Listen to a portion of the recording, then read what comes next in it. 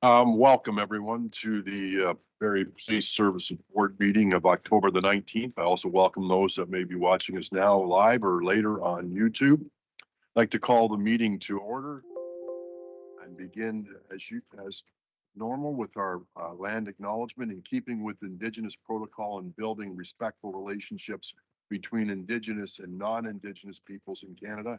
It is customary to acknowledge the traditional territories and ancestral lands of Indigenous peoples. We'd like to acknowledge this sacred land in which the Barrie Simcoe Emergency Service Campus operates. It has been the site for human activity for 15,000 years. This land is the ancestral land of the Wendat and the Anishinaabe Nation. The treaty that was signed for this particular parcel of land is collectively referred to as the Williams Treaty. We are dedicated to honoring Indigenous history and culture. We also recognize the enduring presence of Indigenous peoples on this land and are committed to moving forward in the spirit of reconciliation and respect. Miigwech. Thank you. Our agenda was distributed in advance. A motion to approve today's agenda.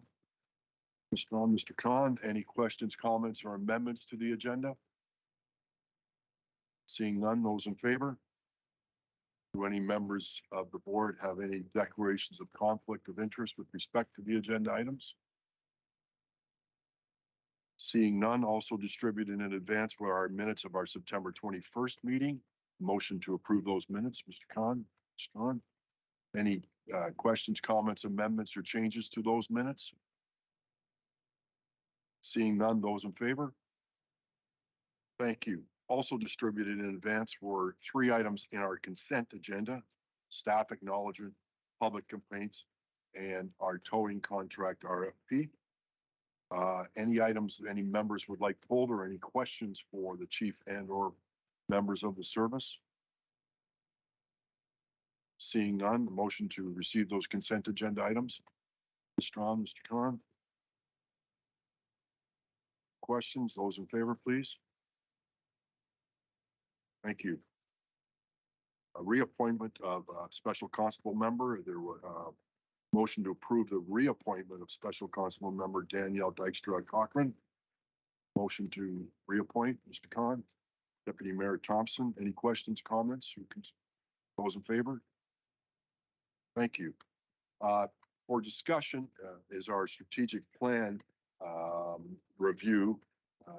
Chief, I know you have staff here.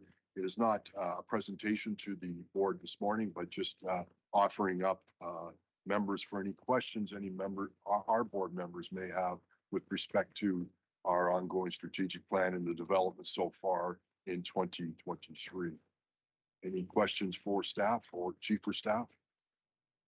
Ms. Strong, please. Thanks so much. And I just wanted to thank your team for this update. Dana, thank you, and thanks for being here today. Question that I had was that a number of the red items seem to have to do with like social media and web communications, and I'm just wondering if we can just shed a little bit more of light on that.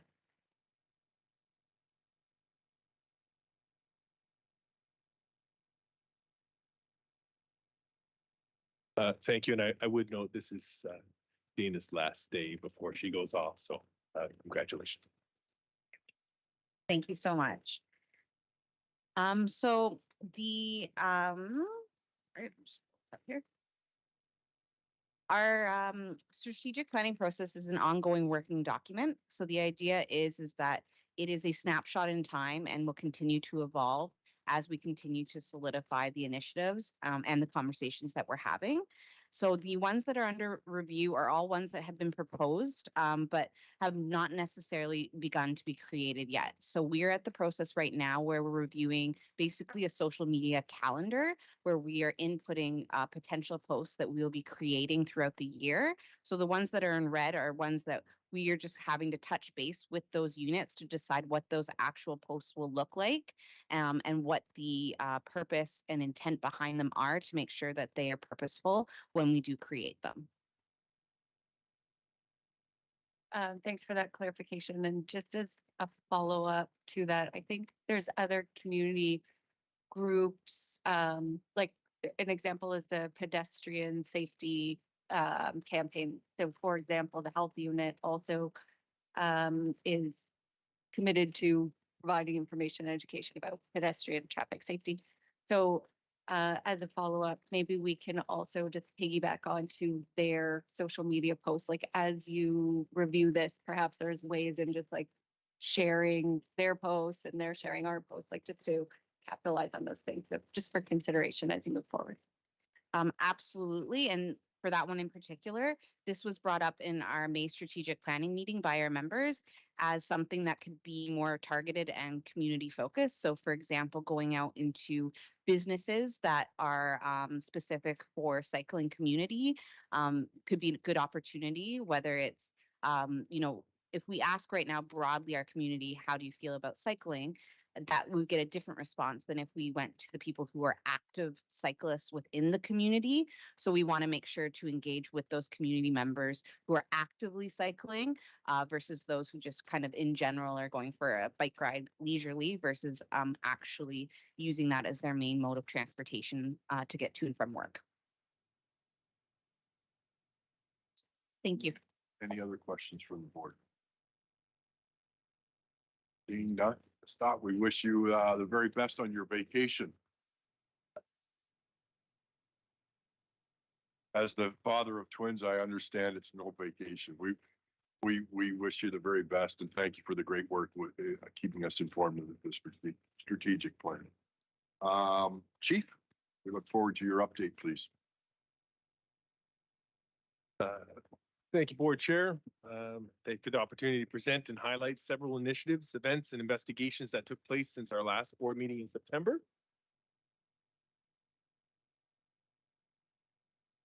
In 2005, the Run to Remember was established with the purpose of promoting awareness of the National Peace Officers Memorial Service, which is held annually on Parliament Hill. From September 21st to the 23rd, hundreds of law enforcement officers and family members of our fallen heroes took part in a 460-kilometer relay that begins at the Ontario Police Memorial in Queen's Park and ends in Ottawa. My team and I joined this year's Run to Remember. The run is both physically demanding and deeply emotional. This year, our motivation was even more profound as we ran in memory of 11 officers who lost their lives in the line of duty within the last 12 months, representing various police services from across Canada. The National Police and Peace Officers Memorial took place on Sunday, September the 24th.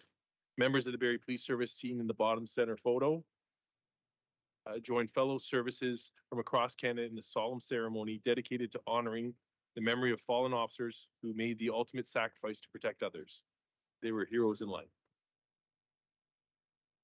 On September 28th, Inspector Moore, Deputy Allen, and I attended Adam's funeral home, where we were honored to demonstrate our support for and stand with the families, friends, and colleagues of fallen officers, South Simcoe Police Service Constable Morgan Russell and Ontario Provincial Police Constable Greg Piershala for an unveiling of a memorial bench. This enduring memorial now stands as a beautiful homage to their legacy.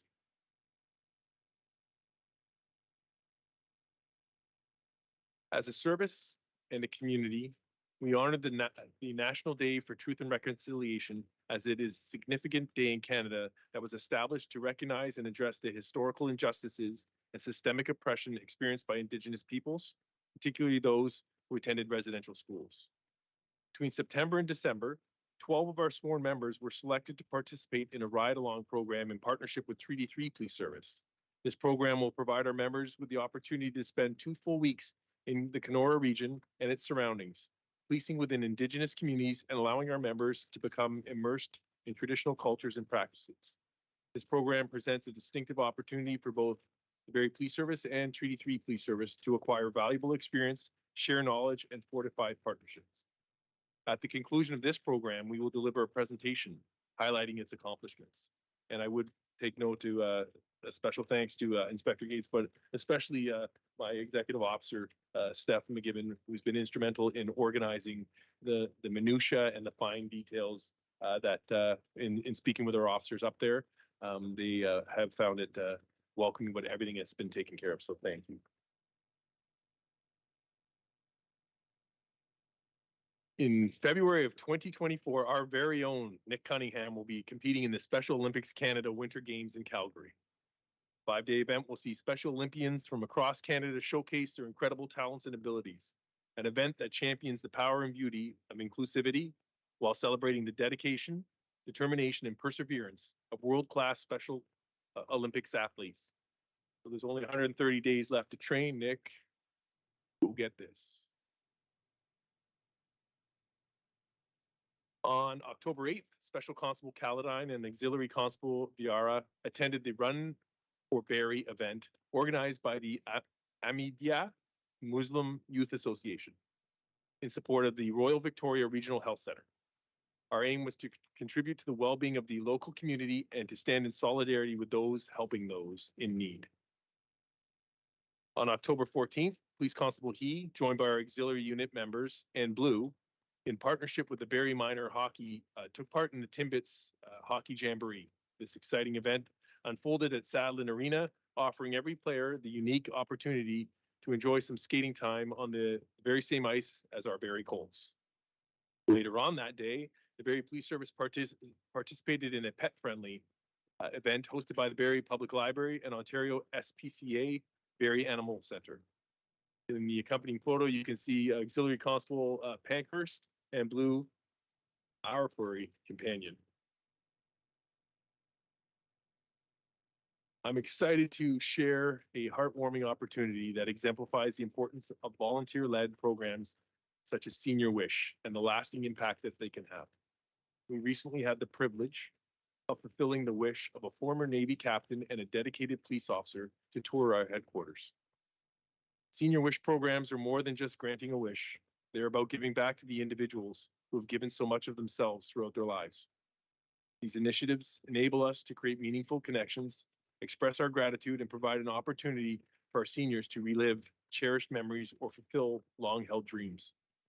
I had the privilege of having a few moments alone with Michael while he enjoyed his ride back home in a police cruiser. We went around the lakeshore and the beautiful rainbow, and we stopped for a moment or two and enjoyed that moment.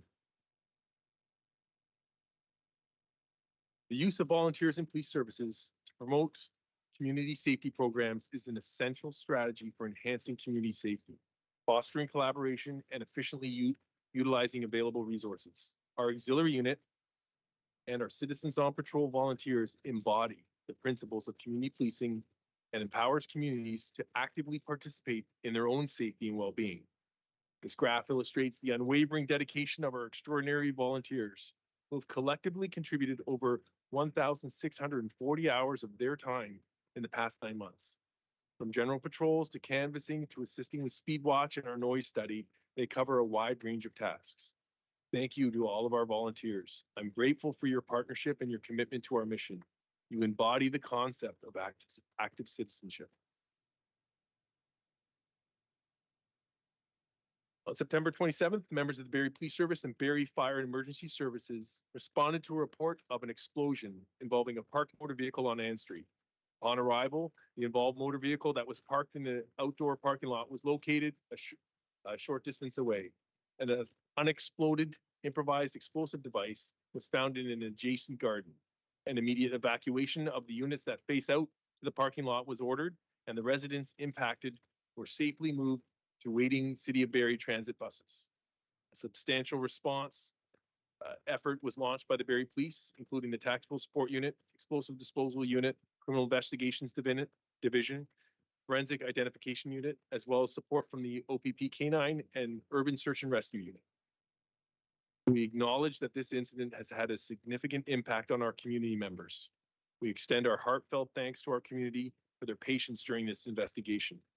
Ensuring public safety is our utmost priority in situations of this magnitude, and the collaborative efforts of all of our resources involved at the scene have been instrumental in securing the safety of our community. I also want to recognize both the Highway Church and the Highway Bible Chapel for opening their doors to help fellow community members in their time of need. Once again, the community that is Barrie rises to the occasion. October 6th, uniformed members responded to a report of a suspicious incident. As a result of the investigation, a 23-year-old male from Scarborough was arrested for possession and trafficking of cocaine, fentanyl, heroin, and oxycodone. The male had outstanding warrants for his arrest and was held for bail. In March of 2023, members of the Barrie Police Service Internet Child Exploitation Unit executed a search warrant at a Barrie residence, seizing numerous computer devices. Following a forensic review on October 10th, a 21-year-old Barrie man was arrested and is now facing charges of 2 counts of accessing child pornography, 2 counts of possession of child pornography, and 1 count of distribution of child pornography. The accused used the internet and social media platforms to upload images and videos of child porn. He was held for bail. He was held for bail and released later in the day with several conditions and a future court date. The work carried out by our Barrie Police Service Internet Child Exploitation Unit is done in collaboration with the Ontario's provincial strategy to combat internet crimes against children. Strong partnerships like this one empower our team to stop offenders and support victims effectively. And this project has been made available through a grant from the Administrative Solicitor General. Finally, I just want to quickly mention that the Barrie Community Safety Survey is now available and accessible until December 1st, 2023. Please visit our website or scan the QR code and participate with the Barrie Police Service as we work together to make a safer tomorrow today. With that, Chair, I'll hand it back to you. Thank you. Thank you very much, Chief Johnson. Any questions for the chief?